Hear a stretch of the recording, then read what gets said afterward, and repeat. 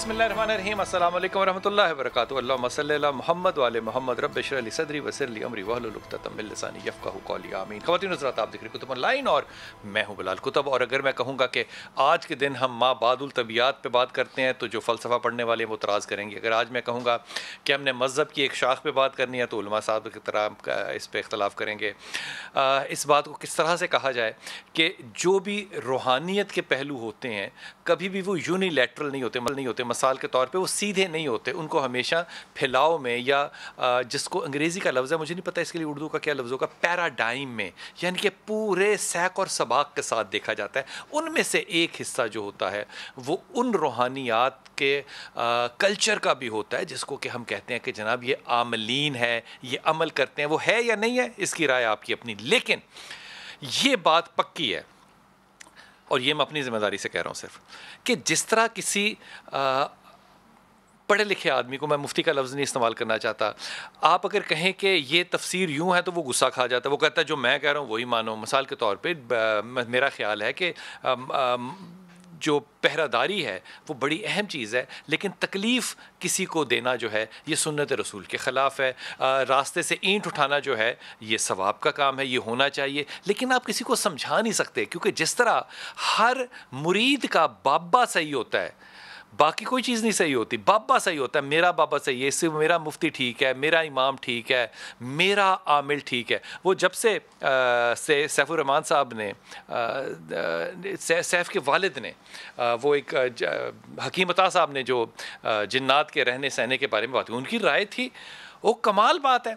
उसके ऊपर इतना रद्द अमल लोगों का, क्योंकि हर आमिल जो है उसने अपने मुरीद को बताया हुआ है। किसी ने बताया हुआ है कि मेरे जो जिन्नात हैं वो मुल्तान में रहते हैं, किसी के पेशावर में रहते हैं, किसी के कोहाट में रहते हैं, और लोगों को अब रहने के एड्रेस पे, पोस्टल एड्रेस पे एतराज़ होने लग गया। मैंने सिर्फ ये देखा है कि हर शख्स जो है वो अपनी नकम्मेपन, जहालत की वजह से अपनी प्रमोशन खुद करने पे मजबूर हो जाता है जब वो कहता है कि तुम सब गलत हो, मैं सही हूँ। मैं इस बात को जहालत कह रहा हूँ, लेकिन मुरीद इसको जहालत नहीं कहता। मुरीद कहता है कि मेरा बाबा ठीक है। अब अगर मैं खुद धोखा खाने को ही तैयार हूँ तो मुझे दुनिया में कौन सी ताकत है जो रोक सकती है। आज इस मौजू को ज़ेर बहस लाएंगे कि क्या हम धोखा देते हैं या हम धोखा खाते हैं जब हम आमलीन के पास जाते हैं। इंतहाई ममनून जनाब महमूद अहमद चिश्ती साहब, अस्सलाम वालेकुम सर। वालेकुम अस्सलाम व रहमतुल्लाह। खैरियत से हैं? अल्हम्दुलिल्लाह। हमारे साथ जनाब मुसद्दिक शाह साहब, शाह साहब अस्सलाम वालेकुम। अस्सलाम वालेकुम जी। आपने पिछली दफ़ा गुस्सा खाया था, आज भी खाना है?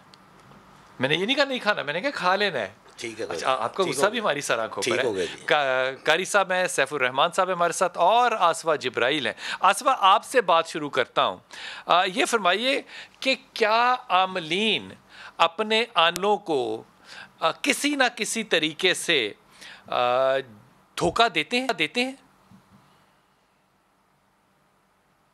नहमदुहु व नसल्ली अला रसूलिल करीम, अम्मा बअद, फ़अऊज़ु बिल्लाहि मिनश शैतानिर रजीम, बिस्मिल्लाहिर रहमानिर रहीम। सबसे पहले तो आप सबको बहुत ज़्यादा रमज़ान मुबारक हो, क्योंकि आज जवाब देने से ज़्यादा लालच मेरे दिल में बख्शिश करता। अच्छा, अब आपकी सवाल का आंसर देखें बिलाल भाई, ये जो क्वेश्चन है कि क्या आमिलीन धोखा देते हैं, इसका जवाब मैं बस ये 2-3 लफ्जों में ही देना चाहूंगी कि देखिए, ये तो किसी धोखा देने वाले स्पेशलिस्ट से ही पूछा जा सकता है, क्योंकि जो धोखा देता है, लेकिन देते भी होंगे। दुनिया में हर तरह के लोग मौजूद हैं, लेकिन बाज़ औक़ात अमल के बावजूद काम भी नहीं होते, लेकिन अमलियात की अहमियत या इसको हम जो खत्म नहीं हो जाती, ये बात तो नहीं हो सकती ना कि मुझसे कोई पूछे कि बिलाल साहब आप जो लोग मीडिया पर आते हैं झूठ बोलते हैं, मैं कहूँ मैं तो नहीं बोलता, जो बोलते हैं उन्हीं से पूछना पड़ेगा। भाई बोलते हैं, ये जनरल नॉलेज है ना एक, कि अगर आप किसी प्रोफेशन में हैं तो आपको प्रोफेशन का पता होता है कि ABCDEF जो है वो क्या बेचता है। तो ये कोई तो पर्सनल नहीं है बात कि आप बोलते हैं कि नहीं बोलते। मैं कह रहा हूँ आमलीन जो है क्या वो धोखा देते हैं? देखिए, बिल्कुल सभी डॉक्टर्स भी धोखा देते हैं, प्रोफेसर्स भी धोखा देते हैं, वकला भी धोखा देते हैं, जज भी धोखा देते हैं, और आमिलीन भी धोखा देते हैं। इवन के आसिफा, 2 चीजों में तकसीम करनी पड़ेगी, बड़ी बड़ी आसानी के साथ 2 चीजों में तकसीम करनी है। नलायक होना एक अलग चीज़ है। मैं नलायकी में किसी को गलत मशवरा दे सकता हूँ, धोखा देना एक और बात है। और मैं ये कहूँ कि क्योंकि डॉक्टर भी धोखा देते हैं, मुझे नहीं पता देते हैं कि नहीं, हो सकता है नलायक हो, जज देते हैं, मैं ये नहीं कह सकता, हो सकता है उनकी फहम इतनी ही हो। मेरा सवाल तो सिर्फ इतना है कि क्या आमलीन अपने आने वालों को धोखा देते हैं? मैं सबकी बात नहीं कर रहा, आपकी बात नहीं कर रहा, तजर्बे की बात कर रहा हूँ, ताकि अगला सवाल बना सकूं। जी बिल्कुल। देखिए जी, मेरे ख्याल में हर एक की बात में जिसमें फसाहत और बलागत मौजूद जरूर होती है, लेकिन इसमें कोई दो राय नहीं है कि हर फील्ड में हर तरह के बंदे मौजूद नहीं होते, दे भी सकते हैं, देते भी होंगे और नहीं भी देते होंगे। मेरा जवाब इसके लिए सैफ भाई, आप इस पे राय दीजिए कि ये जो आमलीन के पास लोग जाते हैं, क्या ये धोखा खाते हैं? मैं ये नहीं कह रहा सब, लेकिन क्या ऐसा होता है? जी अस्सलाम वालेकुम वरहमतुल्लाह। बिलाल भाई, हमारा एक दोस्त कहेंगे जो भी देखने वाला, मैं उसके पास गया, वो जो है वो लोगों को बताता है कि मेरे ऊपर ना बाबा फरीद की हाजिरी होती है। अच्छा। तो मैं उसके पास गया, मैंने कहा यार आपके ऊपर कैसे बाबा फरीद की हाजिरी होती है, कुछ थोड़ा सा मुझे भी बताएं। कहता ये थोड़े से मरीज उठ लें फिर मैं आपको बताता हूँ। जब मरीज उठे तो बैठे गपशप लगा, चाय वगैरह आई, तो मुझे कहता है यार मेरी बेगम ना बहुत सख्त मिजाज की है। अच्छा। जब मैं शादी करके आया था बड़ी सख्त मिजाज की थी, मेरे ससुराल बड़े सख्त मिजाज के थे। अच्छा। तो मैंने एक तरीका अपनाया, मैंने बड़े बड़े तरीके अपनाए, मुझे कोई तरीका ऐसा लगा नहीं जिससे मैं इनको कंट्रोल कर सकूं। अच्छा। तो मैंने यकदम अपने ऊपर हाजिरी करनी शुरू कर दी कि मेरे ऊपर बाबा फरीद आते हैं। अच्छा। इस चीज से मेरी बेगम भी कायफ हो गई और मेरे जो थे ससुराल वो भी डर गए। अब वो मेरी इज्जत करते हैं, मेरी बेगम भी इज्जत करती है। तो मैंने कहा ये मरीजों का सिलसिला क्या है? कहता फिर वो बात चलती बात थोड़ी सी बाहर निकल गई, जिसकी वजह से लोगों का आने का रुझान मेरी तरफ बढ़ गया और मैंने कहा चलो सिलसिला अच्छा है, अल्लाह ने रोजी खोल दी है तो हम इस पे चल जाते हैं, रोजी चलानी शुरू कर दी। बात करने का मकसद ये है कि हर शोबे में ऐसे लोग बैठे हुए हैं। हाँ। सिर्फ इतना ये है कि करने वाला कर क्या रहा है। ठीक होगी बात, अगला सवाल मैं बाद में करूंगा। शाह जी जी आप इसका क्या जवाब देंगे? बिस्मिल्लाहिर्रहमानिर्रहीम। बात भाई, आमलीन धोखा नहीं देते। हाँ। जो जिनके पास इल्म नहीं है वो धोखा देते हैं, जिनके पास इल्म नहीं है वो धोखा देते हैं। वो अपनी जहालत की वजह से धोखा देते हैं कि नीयत की वजह से? जहालत की वजह से, नीयत भी है इसमें, जहालत भी है। अच्छा, ये जो हाजिरी वाली बात की, ये वैसे बड़ी सेंसिबल बात है। ये जहालत है जी। ਉਹਦੀ दुकान चल गई, ਤੁਸੀਂ ਕਹਿੰਦੇ जहले वो कमान लग गया, अमीर कमाऊ पुत्र हो गया, बिलाल साहब अकलमंद तरीन इंसान हो गया, बहस हुई सी, बेगम ਉਹਦੇ काबू च आ गई, ससुराल काबू च आ गया, ਤੁਸੀਂ कह रहे हो जाहिल है। धोखा दे रहा है ना जी, वो धोखा दे रहा है, वो धोखा दे रहा है। अच्छा, गल धोखे की हर पासे धोखा है, फरेब है, फ्रॉड है। ਸਾਡੇ ਕੋਲ ਜਿਹੜੇ ਬੰਦੇ ਆਉਂਦੇ ਨੇ ਜਿਸ ਉਹਨਾਂ ਵਾਸਤੇ ਅੱਛਾ ਕੰਮ ਕਰਨੇ ਆ, ठीक है, जो ਕਾਨੂੰਨ ਦੇ ਮੁਤਾਬਕ ਕੰਮ ਕਰ ਰਹੇ ਆ। ਕੋਈ ਤੁਹਾਨੂੰ ਬੰਦਾ ਨਹੀਂ ਕਹਿ ਸਕਦਾ ਮੁਸੱਦਕ ਸ਼ਾਹ ਨੇ ਸਾਨੂੰ ਇਹ ਕਿਹਾ ਸੀ ਤੇ ਇਹ ਹੋਇਆ ਵੇ। अच्छा, मुसद्दक शाह जो कहता है वही होता है? नहीं, हाँ, जो हम कहते हैं वो उसका निकलता है, वो मानता है हाँ ये है हमारे पास, ठीक, उसका तोड़ के है कुरानी आयत, ठीक, उसको बता दिए पढ़ेंगे। शाह जी तुसी दसो चिश्ती साहब। बिस्मिल्लाहिर्रहमानिर्रहीम। क्वेश्चन तो वैलिड है ना? क्वेश्चन बहुत बड़ा है, लेकिन सबसे पहले इंट्रो में जो आपने एक बड़ी खूबसूरत बात की कि रूहानियत का कल्चर, हर चीज़ के कल्चर जो हैं वो डेवलप हो चुके हैं, तो अमलियात का भी एक कल्चर डेवलप हो गया है। उसमें आमिलीन जो हैं वो जो भी कहते हैं वो उनका ज़ाती है। हम धोखा खाना क्यों चाहते हैं? मरीज़ अगर मरना चाहे तो डॉक्टर बचा नहीं सकता, और अगर कोई शख्स धोखा खाना चाहे तो धोखा देने वाला रुक नहीं सकता। इसलिए हमें महसूस होता है जब हम किसी शख्स को हरफ आखिर समझ लेते हैं, उसकी राय को, खा वो आमिल हो, खा वो आलिम हो, खा वो डॉक्टर हो, तो फिर आप धोखा खा सकते हैं। कोई भी बात, कोई भी चीज़, कोई आमिल या कोई आलिम आपको बताए तो अपनी ताई हमें तहकीक कर लेनी चाहिए ना। मुझे एक मुफ्ती कहता है कि यार ये तुमने जो सवाल पूछा है ये मसाल के तौर पे तलाक वारिद हो गई है, तो वो अपनी तालीम की बुनियाद पे कह रहा है या मसलक की बुनियाद पे कह रहा है? दोनों चीज़ों की बुनियाद पे कह रहा है। एक आमिल जो है वो किस बुनियाद पे कह रहा होता है? उसका ना स्कूल है, ना यूनिवर्सिटी है, ना कॉलेज है, ना तरबियत गाह है, ना उसकी कोई इंटर्नशिप है। यह हमारे मुआशरे का कैसे करेंगे? अलमिया है कि आज तक अमलियात पर जितनी भी किताबें लिखी गई हैं हमारे आमिलीन, वो राय है और आमिलीन ने उन्हें भी मुकम्मल तौर पे नहीं पढ़ा। अगर वो उन्हें भी पढ़ लें तो उसके अंदर भी इतना इल्म है कि हम लोगों के मसाइल हल कर सकते हैं, लोगों के लिए आसानियां कर सकते हैं, परेशानियां वाकई दूर हो सकती हैं। ठीक है, मैं आसवा आपकी तरफ आता हूँ। आसवा, मुझे ये बताइए कि आमलीन के पास लोग आते हैं मसाइल के हल की खातिर, ऐसा ही है ना? ये मसला है, ये हल कर दें, और आमलीन उनको उन मसाइल का हल बताते हैं। कोई रिस्क के लिए आता है, कोई रिश्ते के लिए आता है, कोई औलाद के लिए आता है, कुछ भी आता है। तो ये सारे आमलीन जो लोगों को हल करके बताते हैं चीज़ें, वो अपनी ज़िंदगी को बेहतर क्यों नहीं बना सकते अपने ही अमल के साथ? जी, बहुत बड़ा क्वेश्चन है। देखिए जी, बेहतर बनाने वाली अल्लाह की ज़ात है। वो अपने अमलियात जो हमारे मुताले के मुताबिक अपने ऊपर नहीं कर सकते होते, उन्हें इजाजत नहीं होती है। किससे इजाजत लेनी होती है आसिफा? ये जरूर है, इजाजत किससे लेनी होती है आसिफा?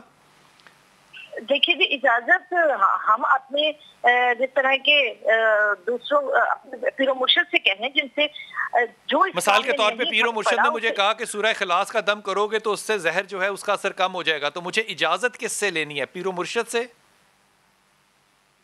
अपनी इससे इजाजत लेनी है, अपने अमल से इजाजत लेनी है, उस यकीन से इजाजत लेनी है जिस यकीन के साथ आपने पढ़ना है। और रही बात ये कि जिस आसिफा, मैं कॉर्नर ले लूं, उसके बाद आपके पास वापस आता हूं। मैंने अपने यकीन के पास कैसे जाना है उससे पूछने के लिए कि बाबा यकीन साहब, मैं ये काम कर लूं कि ना करूं, जबकि वो हुक्म खुदावंद है और उसका अजर जो है वो बता दिया गया है। जी अस्सलाम वालेकुम बेटा। वालेकुम सलाम। जी मेरे बच्चे। सर शहनाज बोल रही हूँ मीरपुर आजाद कश्मीर से। जी मेरे बेटे। ठीक है आप? जी अल्लाह का शुक्र मेरा पुत्र, अभी तक तो ठीक। मेरी बहुत बड़ी ख्वाहिश थी आपसे बात करने की। सलामत रहिए मेरे बच्चे, सलामत रहिए, अल्लाह आपको खुश रखे, सलामत रखे और ईमान का इस्तकामत अता फरमाए। बहुत शुक्रिया सर, मेरे लिए दुआ कीजिए रात उठा के एक दफा प्लीज।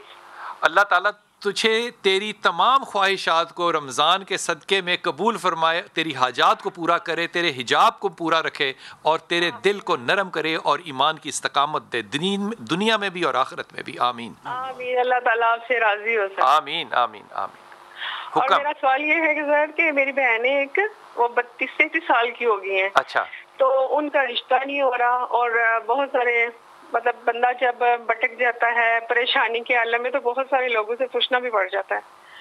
बहन का नाम क्या है? कोई कहता है इसके ऊपर अमल हो गया है। बहन का नाम क्या है? डरती है, उसको खौफनाक किस्म के ख्वाब आते हैं। बहन का नाम क्या है? जोया नाम है उसका। जोया। और जोया की अम्मी का क्या नाम है? मकसूद बेगम। मकसूद बेगम। अब तुमने फोन रख देना है और हमारे चारों मेहमानों से सुनना है कि वजह क्या है। मैं 5वीं राय अपनी बाद में दूंगा। जी जनाब अली, सैफ भाई, जोया, मकसूद बेगम वालदा का नाम, शादी नहीं हो रही, ख्वाब डराने आते हैं, डायग्नोसिस। बिलाल भाई जो इन्होंने बताया ना कि ख्वाब डराने आते हैं, जी जी। ये भी रीजन बन सकती है इसके दरमियान। तो इनको चाहिए कि ये जो डराने ख्वाब आते हैं इसका ये इलाज खुद कर रहे हैं। हाँ। आयतुल कुर्सी जो है वो 313 मरतबा रोजाना पढ़ें ताकि इन पर जो बदनुमा असर है जोया पे असर है। जी जी, ये डराने ख्वाब जो आते हैं एक असर की वजह अलामत होती है। जब असर होता है तो तभी डराने ख्वाब आते हैं। तो ये जब आयतुल कुर्सी पढ़ेंगे तो इंशाल्लाह सैफ भाई, मुझे अक्सर ख्वाब आता है कि मैं घर आया हूँ तो बेगम को पता है कि मैं कहाँ से आया हूँ, तो ये मैं खौफ से पसीने से उठ जाता हूँ एकदम, तो ये भी खौफ है किसी असर का? नहीं, ये बेगम का खौफ है, असर का खौफ नहीं हो सकता। जोया और मकसूदा बेगम। जी लाल भाई, जो साहब भाई ने बताया है जी जी, इस पे ऊपर असरात हो सकते हैं। अगर इसकी ख्वाब सही है, दुरुस्त कह रही है, तो इसके ऊपर कोई ना कोई चीज़ का वारद है। अच्छा, इसके लिए आयतुल कुर्सी है, सूरह वन्नास है। सर बिस्मिल्लाहिर्रहमानिर्रहीम। इल्मुल आदात जो मैंने महसूस किया है, जोया के आदात बैठे बैठे मैंने देखे हैं, तो इन पर तासीरात हैं, बंदिश है रिश्ता की, इसी वजह से इनके साथ ये मामलात हैं, इसीलिए मामला था। आसवा, आप कुछ कहना चाहेंगी बेटा? जी बिल्कुल, मेरे ख्याल में इनके सितारों का कोई फर्क है और जो नाउमीदी इन पर वारद है, इसकी वजह से इन्हें ये ख्यालात जो हैं वो पाक के जरिए इन्हें ऐसे डराने नजर आते हैं कि मामला कभी हल होना ही नहीं। अस्तग़फ़ार कसरत से पढ़े। ये सारों की बात भी आपने सुन ली। मेरी इस पे राय ये है कि जोया का बुनियादी तौर पे जो तकब्बुर है वो बहुत ज़्यादा है। आपको पता है वो अड़ियल भी है और सड़ियल भी है। ये दोनों चीज़ें जो है एक ख़ातून में जब हों तो रिश्ते होने मुश्किल होता है, इसमें कोई दो राय नहीं है, लेकिन दुनियावी हक़ाइक़ को देखना है। दूसरी बात, उसको ये बात कबूल ही नहीं है कि मुझे कोई ना करे पसंद। अब ये कोई बात है कि मैं ही दुनिया का जॉन ट्रेवोल्टा जो हूँ वही है, बस बाकी को दुनिया में है ही नहीं। जब आपकी ये जंग शुरू होती है तो अल्लाह की इस बात को याद रखना कि अल्लाह कहता है कि तकब्बुर मेरी चादर है और जो मेरी चादर को खींचेगा मैं उसके दिल से सुकून निकाल दूंगा। आपने उस बच्ची को सिर्फ एक इस्लाह देनी है, अगर वो कर ले अल्लाह ताला रहम फरमाएगा कि बीबी जो अब भी हालात हैं इनके बावजूद अगर उसने इख्तियारी कर ली, इख्तियार के साथ अडॉप्ट कर लिया आजज़ी को कि मेरे अल्लाह पुराने गुनाह माफ़ करे, मैंने सर झुकाना है, बस मुझे दुआ चाहिए, बस अल्लाह उसके लिए आसानी खुद पैदा करेगा, इस पे कोई दो राय नहीं है। इंशाअल्लाह उसको कहना कि या वली या वाली पढ़े और लाहौल की तस्बीह कभी ना छोड़े, लाहौल वाला कुव्वता इल्ला बिल्ला तक, यहाँ तक पढ़ती रहे। अब्दुर्रहमान अस्सलाम वालेकुम बेटा। वालेकुम अस्सलाम जी मेरा बच्चा। बिलाल साहब मेरे बेटी है, तकरीबन उसकी उम्र है 22 साल। आपकी बेटी है, उसकी उम्र है 22 साल? 22 साल उम्र है। तो तकरीबन हर लाहौर के अंदर कोई ऐसा पीर नहीं है जिसके ऊपर मैंने उसको दिखाया नहीं जाके। अच्छा, लाहौर में कोई ऐसा पीर नहीं है जिसको आपने दिखाया नहीं है? अच्छा, कोई कहता है इसको जादू है, कोई कहता है इसके ऊपर अमल किया हुआ है, कोई कुछ कहता है नफ्सियाती, डॉक्टर के पास भी चेक कराए हैं, सारे टेस्ट सही आते हैं। मैं बड़ा परेशान। एक सेकंड है ना अब्दुर्रहमान, नफ्सियाती डॉक्टर टेस्ट कौन से करता है? खाना खा रहा था, कल मैं खाना खा रहा था। मेरा बेटा मेरी एक सवाल का जवाब दे दे मेरी जान, नफ्सियाती डॉक्टर कौन से टेस्ट करता है जो सही आते हैं, ये बताओ मुझे। वो दवाइयां लिख के दे देते हैं नींद की। टेस्ट कोई नहीं करता ना? हाँ जी, टेस्ट नहीं होते जो तुम कह रहे हो, टेस्ट ठीक आते हैं, टेस्ट तो किए ही किसी ने नहीं अभी तक। टेस्ट अपना ब्लड के टेस्ट भी करवाए हैं। और यार वो नफ्सियाती डॉक्टर ने तो नहीं कराए ना, वो तो सीबीसी कराया तुमने। अच्छा, अब मुझे ये बताओ कि बेटी का नाम क्या है और किस वजह से तुम्हें लगता है कि उस पर कोई असरात हैं? हाँ, उसका नाम है अफशा। और अफशा नाम है उसका। उसकी करती क्या है जिसकी वजह से तुम्हें लगता है? टीवी बंद कर दे मेरा पुत्र, खुदा के वास्ते। वो खाना खाती है ना, खाना खाती है तो एक घंटा 2 घंटे खाने के ऊपर लगी रहती है। साबन जो है।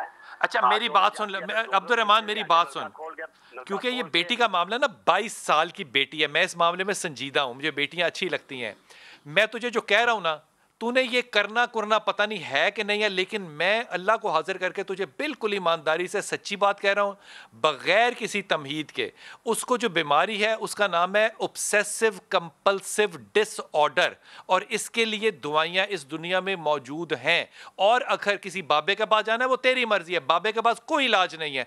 22 साल की बच्ची की ज़िंदगी को ख़राब खुदा के वास्ते ना कर, किसी अच्छे काबिल तरीन साइकाइट्रिस्ट के पास जा, वो उसको मेडिकेशंस देगा, उससे उसको नींद ज्यादा आएगी, वो कहेगी मैंने नहीं कहानी, मैं सोती रहती हूँ। तो जाके उसने कौन सा कोई कमाल तोप चला देनी है, सोती रहे, 2-3 महीने असर होगा, फिर वो नॉर्मेलिटी में आ जाएगी। ये रिकग्नाइज्ड डिजीज है, ना जिन है, ना भूत है, ना नजर है, ना लेना है, ना देना है। तू वक्त जाया करना चाहता है, तेरी मर्जी है। 22 साल की बच्ची को बापों के पास लेके मत जाना, ये बैसियत बाप कह रहा हूँ, सवाए खराबी के और कुछ नहीं होगा। उसको डिसऑर्डर है और ये रिकग्नाइज्ड है। शाह जी, अफशा खाना खाती है, खाती रहती है, साबुन से हाथ धोती है, धोती रहती है, पढ़े क्या? पढ़े ला हौला वला कुव्वता इल्ला बिल्लाह, पढ़े इंशाल्लाह ठीक हो जाएगी। और इसमें ये है कि ये जिन्नात की अलामत और होती हैं, जादू की अलामत और होती हैं, उसमें कैफियत और तरह से होती हैं। वो क्या होती हैं? मिसाल के तौर पर जिन्नात की अलामत में इंसान इंतहाई मुतशद्दद हो जाता है हर काम में। मुतशद्दद से मुराद किसी चीज़ में इंतहाई शदीद हो जाता है, मोहब्बत में शदीद हो जाए जिन्ने। हजूर मेरी बात तो सुन लें आप, तो मैं सुनने के लिए पैदा हुआ। मोहब्बत पे आ गए, मोहब्बत से फिर आप नफरत पे आ जाएंगे, फिर आप जो इंतहा पसंदी पे आ जाएंगे। ऐसे नहीं होता, वो जिन्नात का काम है, ठीक है। और फिर गुस्सा शदीद आता है और इंसान की आवाज़ बदल जाती है, आवाज़ तब्दील हो जाती है। गुस्से में तब्दील हो ही जाती है आवाज़? गुस्से में नहीं होती। अच्छा, वैसी आवाज़ तब्दील हो जाती है और गर्दन टेढ़ी हो जाती है, हाथ पाँव मुड़ जाते हैं। और कभी कभी तो ऐसी भी हाजिरियाँ हो जाती हैं कि जिन्नात जो होते हैं वो एलियन लैंग्वेजेस बोलना शुरू कर देते हैं। एलियन जो कभी पढ़ी नहीं हुई, जो किसी की समझ में नहीं। एलियन मीन्स वो होता है जो हमारे लिए अननाउन हो, हम ये समझते हैं कि एलियन कोई, तो ये मुख्तलिफ किस्म की चीज़ें मौजूद होती हैं। लेकिन इस बच्ची के साथ जिन्नात वाला कोई मामला नहीं है, जादू वाला कोई मामला। और इन्हें चाहिए कि बेटी से कहें, बेटी की जितनी जल्दी मुमकिन है शादी कर दें, शादी कर दें, जितनी जल्दी मुमकिन है सिर्फ शादी कर दें, यही इसका इलाज है। जनाब अली, छोटा सा वक्फा लेना है, वापस आना है, और अगर हमारे फ़ोन नंबर जो हैं वो आपके सामने चल रहे हैं, आप फ़ोन करना चाहते हैं, यू मोस्ट वेलकम, अपने मसाइल शेयर कर सकते हैं। लेकिन कुछ बातों में मैं जज्बाती हो जाता हूँ, ख़ास तौर पे जब बेटियों का मामला हो और लोग उनको ले लेके दर दर पे धक्के खा रहे हों जवान बेटियों को। मैं इस मामले में हो सकता है थोड़ा सा इंटेंसिव हो जाऊँ, लेकिन बात सही कह रहा हूँ। वक्फा लीजिए, वापस आइए। बिस्मिल्लाहिर्रहमानिर्रहीम। जनाब अली, जिस तरह एक डॉक्टर होता है, मिसाल के तौर पे मैं अपने चचा की मिसाल देता हूँ कि उनको कभी सर दर्द नहीं हुआ था, और उनके पास जब वो क्लिनिक में कोई पेशेंट आता था, वो कहता था कि डॉक्टर साहब सिर दर्द बड़ा हो रहा है, तो वो बजाय इसके कि दवाई देते, वो कहते थे यार पहले मैंने समझाया होंदा किवें है, मतलब एडी ये तेरी उम्र है, अब सर दर्द तो बच्चे का भी हो सकता है।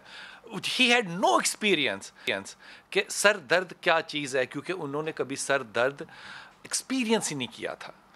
आसिफा, आपकी तरफ आ रहा हूँ। हर आमिल ये कहता है कि मैं जादू का तोड़ कर सकता हूँ।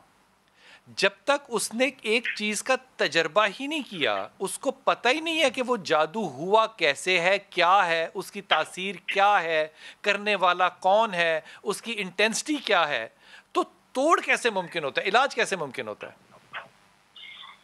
जी देखिए बिलाल भाई, डॉक्टर्स जो होते हैं उनके खुद के ऑपरेट तो नहीं हुए होते, लेकिन वो लोगों के ऑपरेट कर देते हैं और उन्हें ना बेटा, ये मिसाल गलत है, क्योंकि उन्होंने एनाटॉमी में 2 साल लोगों को चीरा फाड़ा होता है, और उसके बाद 1 साल वो अस्पताल में लोगों को चीर फाड़ के अपनी इंटर्नशिप में देखते हैं, इसलिए उसके ऊपर ये मिसाल लग नहीं सकती बेटा। बिल्कुल सही, बिल्कुल सही। लेकिन उन्होंने अपने आप को चीरा फाड़ा नहीं होता, उन्होंने अपने ऊपर एक्सपेरिमेंट किए होते हैं, तभी तो वो इस मुकाम पर पहुंचते हैं। हम आमिलीन लोगों ने भी एक्सपेरिमेंट किए होते हैं जादू पे, और हल किए होते जादू हैं। पे अब मैं जी आमिलीन ने जादू किया होता है। मेरे ख्याल से ये मैं कुरान की आयत पेश करती हूँ, फलम्मा जाअत सहारतु क़ाल लहुम मूसा अलक़ू मा अंतुम मुल्कून, कि फिर जब जाओगे, अगर मूसा ने कहा डालो, देखिए मूसा अलैहिस्सलाम ने जादू तो नहीं किया था, लेकिन आपने कहा डालो, और जब उन्होंने दिखाया तो मूसा अलैहिस्सलाम ने इस बात में इकरार किया, ये क्या तुम आसफा, ये मिसाल यहाँ पे कैसे जमती है मेरे बच्चे, ये मिसाल यहाँ नहीं बनती। मैं वापस आऊंगा, ये मिसाल यहाँ किसी सूरत नहीं बन सकती कि एक नबी क्या है अमल को जो मोजज़े के तौर पे उसके साथ किया जाए, इख्तियारी मोजज़ा भी हो सकता है, गैर इख्तियारी भी हो सकता है, उसको इस मिसाल के साथ, जादू के साथ जोड़ा नहीं जा सकता मेरे बच्चे। जी अस्सलाम वालेकुम, कॉलर। जी बेटा, अनम।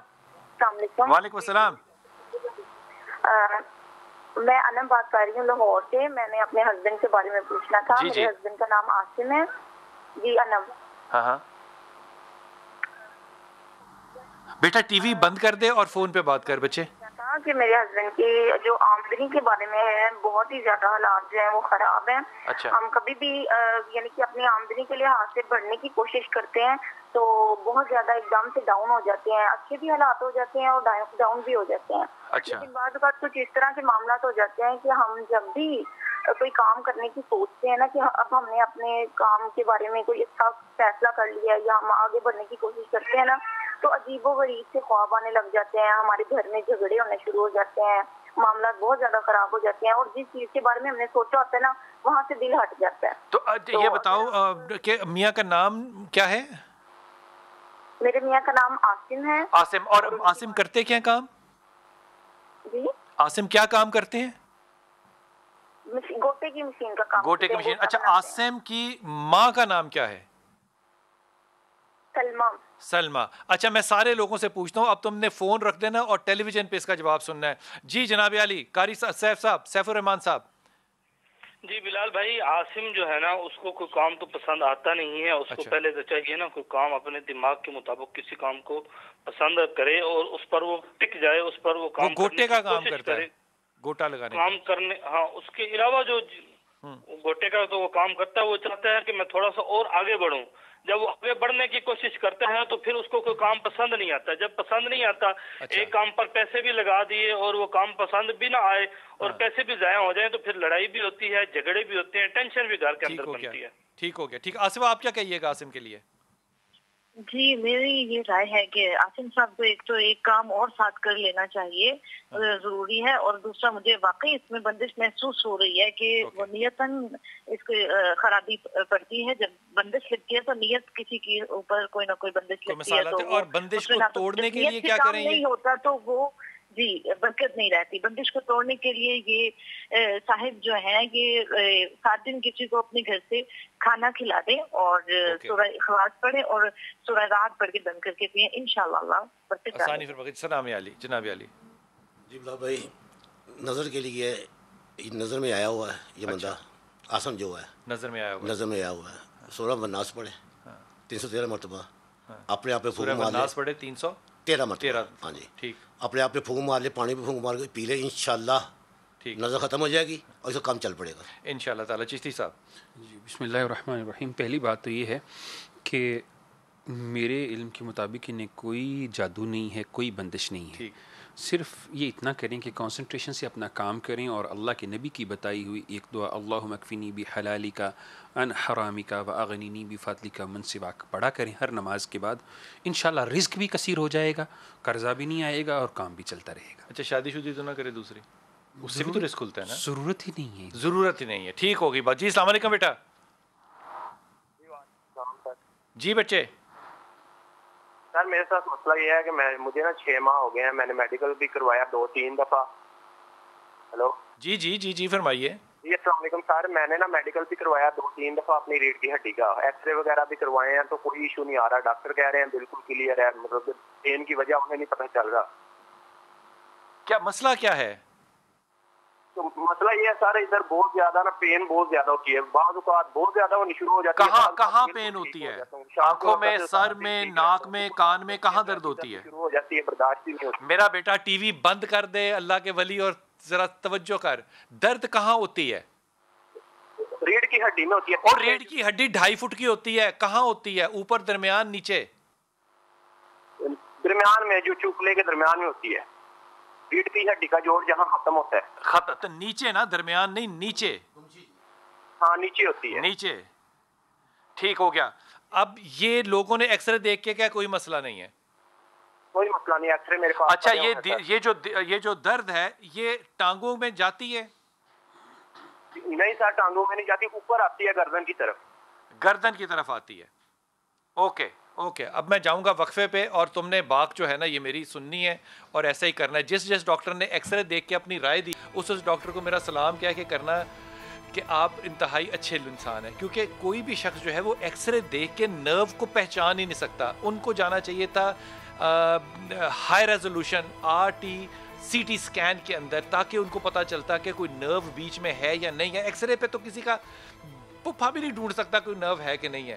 पहली बात तो ये कि जो मेडिकल कह रहे हो वही उन्होंने गलत बात की है। दूसरी बात ये कि ये नीचे के जो L4 L5 हैं ये दबते हैं, इनमें नर्व दबती है और इसके लिए फ़िलहाल तुम्हें सिर्फ फिजियोथेरेपी चाहिए और वो फिजियोथेरेपी किसी फिजियोथेरेपिस्ट से भी अगर तुम करवा लो तो you will feel the difference right away. ये सिर्फ प्रॉब्लम नर्व के दबने का है नीचे के मोहरों में और कोई मसला नहीं है। तुमने जिन लोगों से मशवरा लिया वो मेडिकली फिट नहीं थे। वक्फा लीजिए, वापस आते हैं।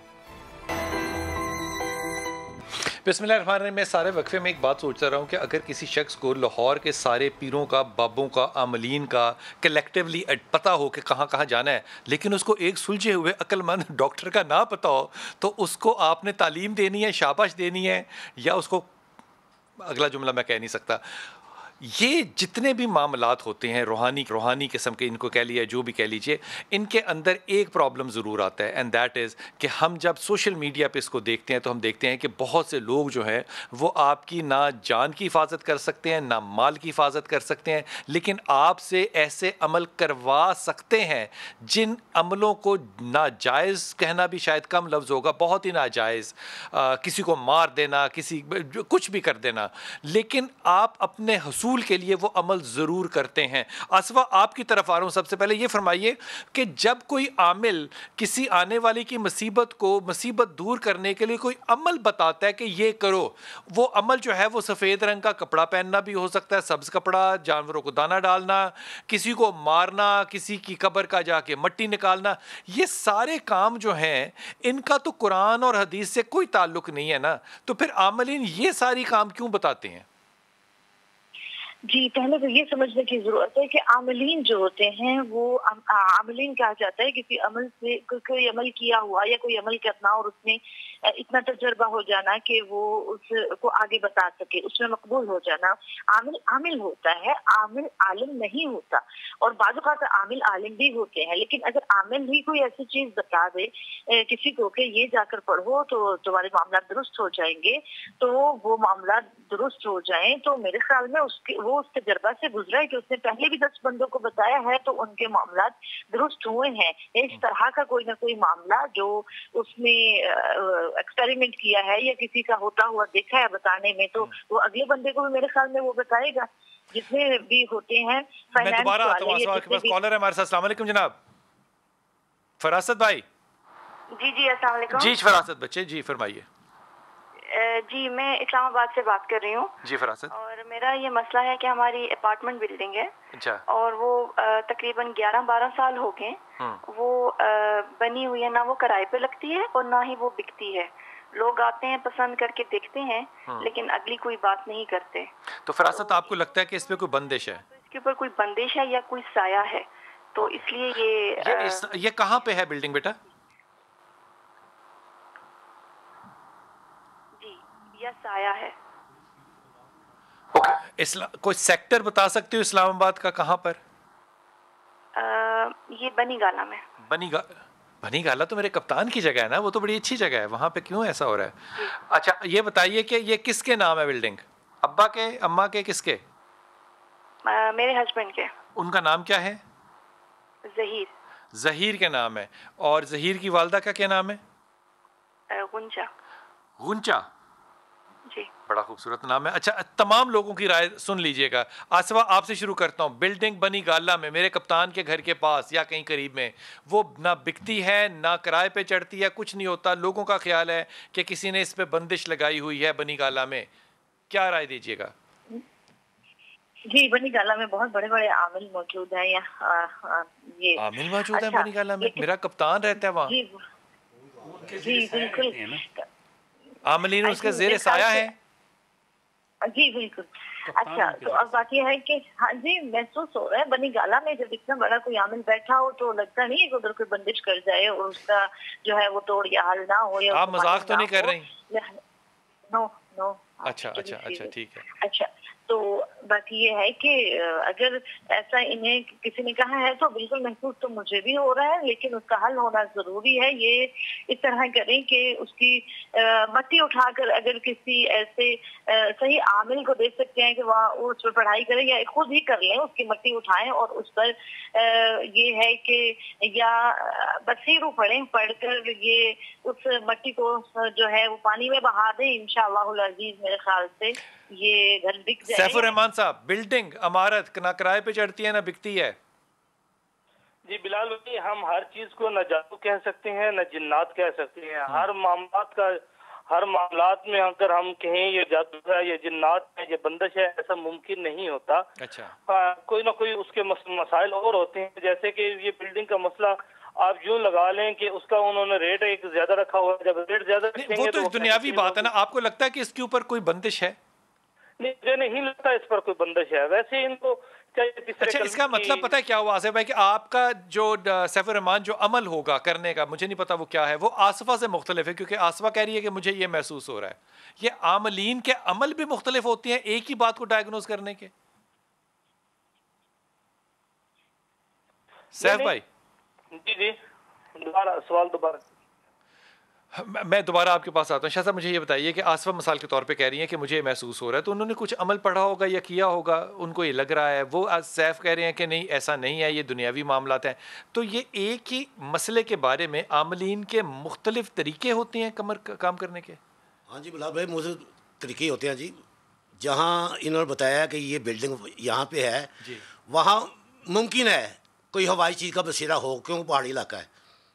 अच्छा सारा पहाड़ी इलाका है और पहले ये गैर आबाद था, अब आबाद हुआ है। मेरे कप्तान की वजह से आबाद हुआ है। हाँ चलिए ये कह लें। क्यों कमाल है, ये है। और भी लोग वहाँ पे हैं। बनी गाला को मशहूर ही मेरे कप्तान ने किया। और किसने बिल्कुल किया? सही है, उन्होंने किया जी। तो वहाँ जादू भी हो सकता है, वहाँ जिन्नात भी हो सकते हैं, किसी नज़र में हो सकता है और नहीं भी हो सकता।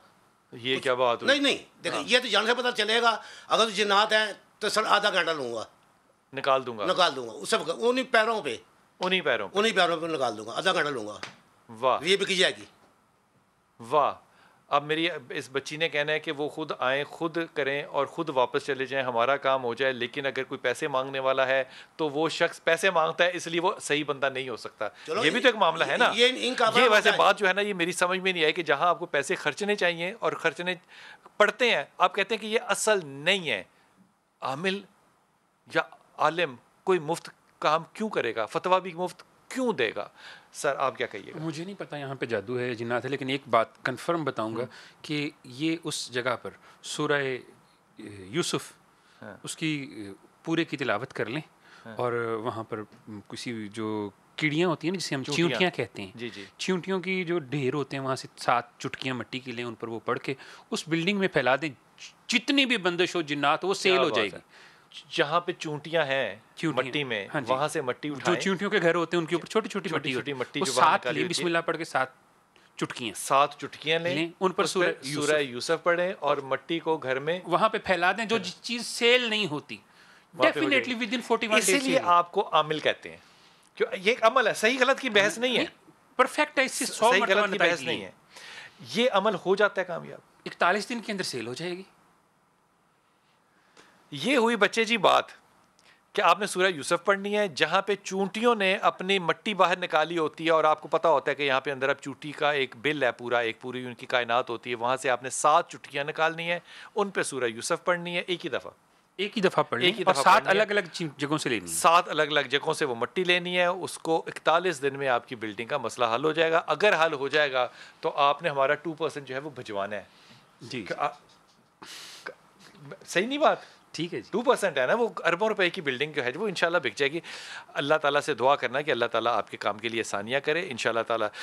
आसिफा आपकी तरफ आ रहा हूँ। आसिफा मुझे ये फरमाइए कि जब कोई शख्स किसी आमिल के पास जाता है तो क्या वो उससे पूछने की ये जुर्रत कर सकता है या पूछना चाहिए? जैसे हम किसी डॉक्टर के पास जाते हैं तो हम कहते हैं सर ये आपकी स्पेशलिटी है कि नहीं है, कि आमिल साहब आपकी स्पेशलिटी क्या है? बिल्कुल पूछना चाहिए, बल्कि मुतमईन होना चाहिए। ये अच्छा, इसका मतलब ये हुआ कि कुछ आमिलीन की स्पेशलिटी होगी जादू का तोड़, कुछ का होगा जिन्नात का तोड़, कुछ का होगा बदरूहों का तोड़, ऐसी होती है स्पेशलाइजेशन?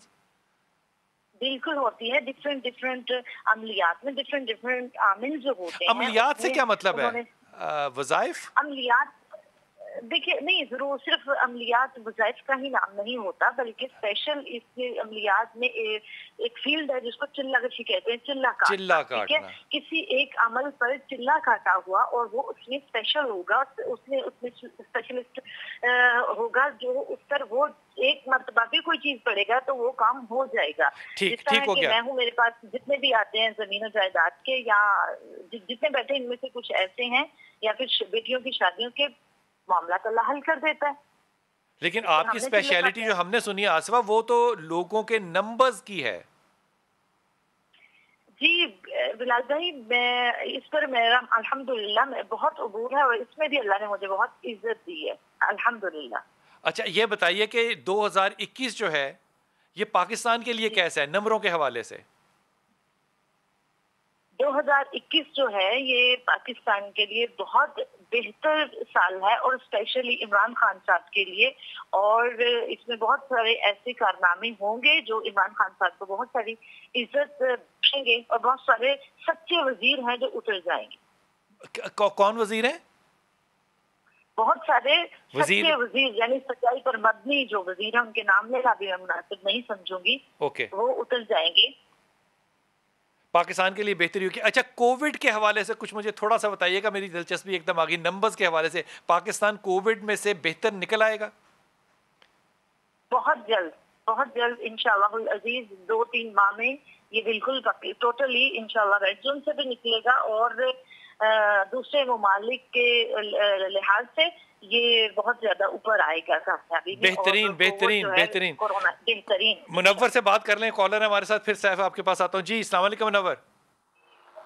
जी अस्सलाम वालेकुम। वालेकुम सलाम। अच्छा भाई, ये बात करनी है, हमारी हमशीरा है, उसकी उम्र है 55 साल ना जी।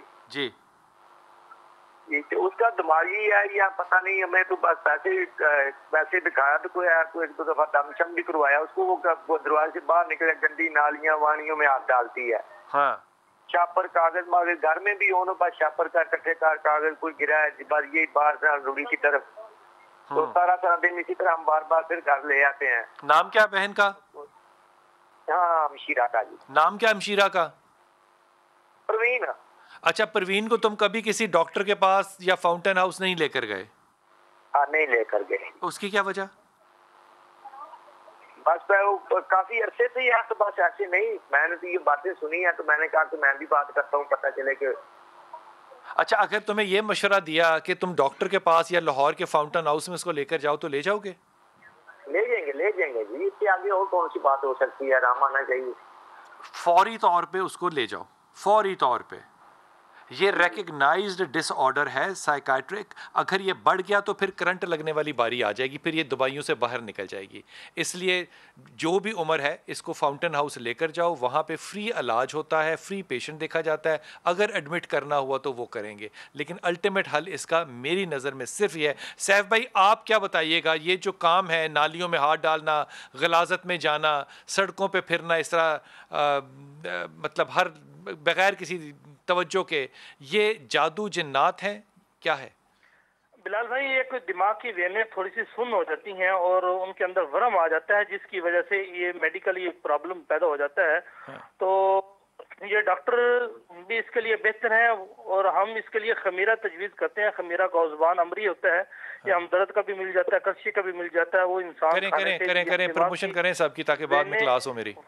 दिमाग की वेनें जो है उनके अंदर जो वर्म होता है वो ठीक हो जाता है तो इंसान ठीक हो जाता है। ये जो आप बता रहे हैं वर्म, ये इसके अंदर हाई शुगर और गुलाब की पत्तियां होती हैं, ये जो आप गाँव ज़बान बता रहे हैं यही होता है ना इसके अंदर? पता नहीं जी, तिब के मुताबिक। तो हुजूर ये क्या फरमाइएगा कि ये जो लोग इस तरह के काम करते हैं, खुले बाल, नंगे सर, ना कपड़ों का लिहाज, नालियों में गलाजत में बैठे, तो नहीं है ना, इन्हें जुनून वाले किसी डॉक्टर से चेक करवा लें।